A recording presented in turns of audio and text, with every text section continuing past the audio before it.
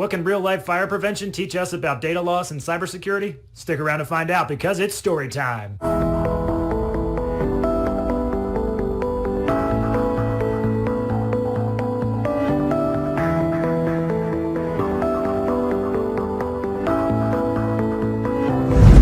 In my career, I've heard more fire-related analogies and metaphors than I can count.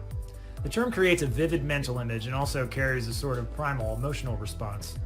Yet the reality is, when we talk about fires in the workplace, we rarely mean anything to do with a life and death situation.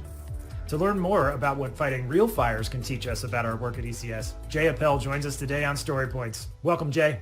Hi, Patrick. It's a real pleasure to have you with us today, and I'd like to start like we do with all of our guests. Why don't you tell us a little bit about yourself and what you do here at ECS? I manage the data protection, or the data loss prevention is the name of the department. And what we do is we're responsible for our clients and the data that may potentially leak out of their company, whether it's a social security number, a driver's license, sensitive information that one of the employees might have. And what we try to do is to limit or prevent it from leaving the company's borders. Well, that's great. I certainly appreciate that. And I'd really like to jump into a little bit of discussion about your career before you came to ECS, because you have not been doing data loss prevention your whole life. Tell us a little bit about what you did before you came here. Well, I worked in an interesting field called data forensics. And then prior to that, it was fire forensics. So we would go with fire apparatus and equipment down to fires, whether they were car accidents, house fires, you name it, anything where they call the fire department. A lot of times going out with ambulance crews, not very exciting. Go to fires, a little bit more interesting, more of an endorphin rush, an adrenaline rush as well. And it could be people running out of the building, as you mentioned earlier, figuratively speaking.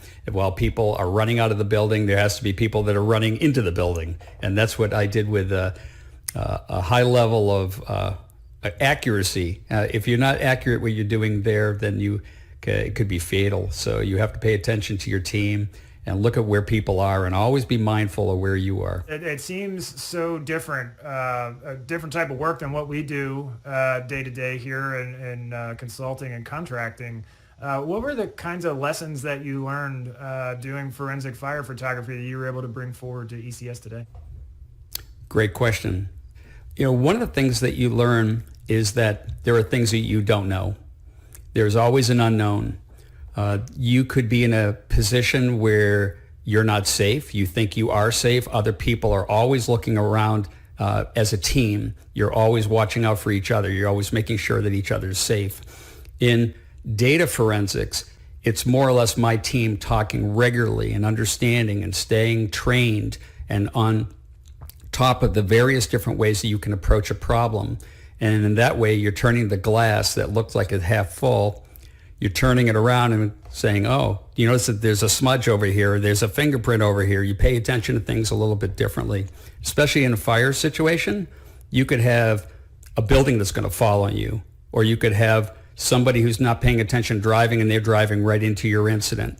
In data forensics, what happens is you're dealing with a situation that could develop into something more serious. It could be a breach. It could be somebody who's hacking. And that's why we have so many different departments here at ECS, and I have just a small smidgen of the pie. Yes, I can't even fathom the kind of impact that doing this kind of stuff would have on you as you move forward in your career. But is there anything in particular that you try to bring to your team, at least from a communication perspective, that you learned while you were doing the forensic fire photography? I ask for everybody's opinion all the time. What do you think? From the analyst to my more senior engineers, I'll ask them all the time. I don't have all the answers. I can bring a certain level of experience, but I don't live their lives. They do. And they can bring a different sense or perspective that I may not have. And if I don't, then I'm not living in a vacuum. Well, one of the things that I also wanted to ask you about, I'm sorry I didn't earlier, but how did you get started in this? This sounds like something that's so totally different from being in the IT space. How did you end up getting into this field? Well, it is different than the IT space for sure.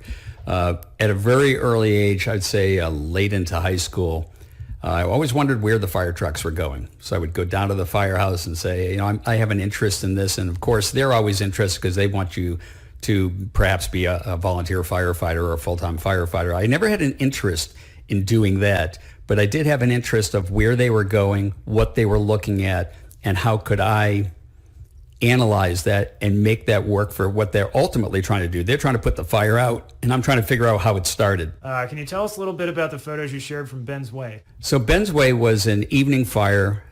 It went off about 6 o'clock. We just got about 2 feet of snow in New England, jumped in the car, ran to the fire, got there before the first engine was in. I got out, I put my coat on, I got my shoes on, and started running into the backyard. There's fire all throughout the kitchen. There's fire coming out through the front. I can hear the sirens of the engines coming down the street. And by the time that the fire chief got to the back, one of the learning lessons that I always will remember was he calls me over and yells my name and says, "Hey, where's your hat?" I go, "Well, it's in the car." And he goes, "Turn around. Do you see all those little things flying out of the building? What is that?" And I said, "Chief, I really don't know what that is." And he goes, "That is live ammunition." And I went, "Good to know, Chief." And he goes, "Go get your hat." You also shared a couple of photos from a Lowell's fire. Could you tell me a little bit more about that one? So the Lowell's fire was a restaurant in Mendon, Massachusetts. Everybody went there on a Sunday, or you went there throughout the week to get a nice inexpensive meal. It was the biggest fire in about 40 years that Mendon ever saw. And if anybody was to go out on YouTube, you would see all kinds of videos. It was just a phenomenal fire. And I got in there on the first engine company and started immediately filming everybody who was around the building, because often the time you will catch, if it's somebody who's a fire setter, they're actually in the crowd, so you're able to capture that information and who was there and what were they looking at.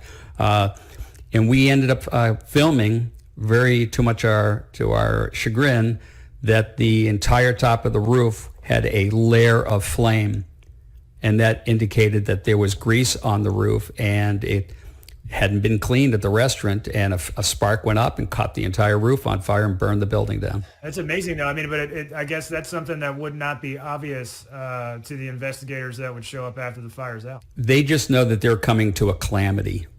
They're coming to where everybody is, "Oh my God, Jimmy's in the back where the barber shop is," and "Oh, Martha, I don't think I saw her leave." So now you have people really rushing to see, is somebody in the building? And sometimes people are in the building, and sometimes people are reported to be in the building and they're not. So you can understand the danger that's involved and good communication.